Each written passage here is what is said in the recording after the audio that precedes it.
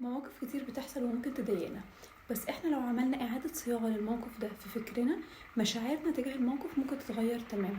في اغلب الاوقات لما بنتفاعل مع موقف، اللي بيضايقنا حقيقي مش الموقف نفسه، اللي بيضايقنا ان الموقف ده بيفكرنا بمشاعر جات لنا في موقف تاني مشابه، فبنحط تفسيرنا للموقف القديم مع الموقف الجديد، فبتطلع كل المشاعر متراكمة.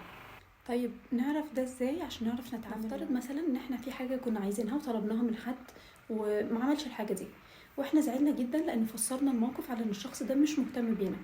لو رجعنا بصينا نظرة اعمق في الموقف نفسه، ممكن يكون الشخص ده يومها حصل له مثلا عربيته اتخبطت وهو جاي، او ممكن يكون حصل له اي موقف خلاه ما يعرفش يعمل الحاجه، او هو بطبعه ما عندوش قدره على التركيز ان هو يكمل الموقف او يعمل حاجه مطلوبه منه. احساسي ان الشخص مهتمش ايه واقعيا اللي ضايقني في الاحساس ده؟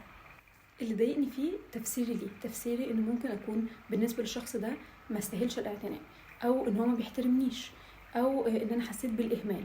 لما نيجي نفكر هنلاقي ان المشاعر او الفكره اللي احنا حطيناها للتفسير الموقف هي فكره عامه متكرره بتجيلنا في مواقف مختلفه، وهتكون دايما بتزعجنا لما بتيجي، وفي الاخر رد فعلنا بيبقى مبالغ فيه عن الموقف نفسه.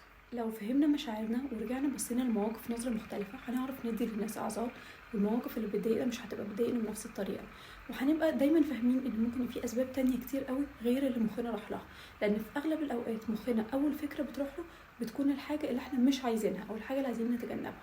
ولما بنفهم مشاعرنا، لما نفس المشاعر دي بتطرح في موقف تاني، بنبتدي نفهم ان احنا المنبع، مش ان هي جايه لنا من بره. المره الجايه لما يحصل حاجه تضايقنا، اول حاجه نعملها نسال نفسنا اسئله كتير: ايه تاني ممكن يكون حصل؟ ايه ممكن يكون الشخص ده مر بيه؟ ايه تفسيرات اخرى ممكن تكون للموقف نفسه؟ طب انا ليه عندي المشاعر دي؟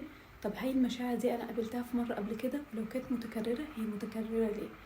امتى اول مره حسيت بالمشاعر دي؟ ولو مش فاكره اول مره، ايه المواقف المختلفه اللي بتخليني احس بيها؟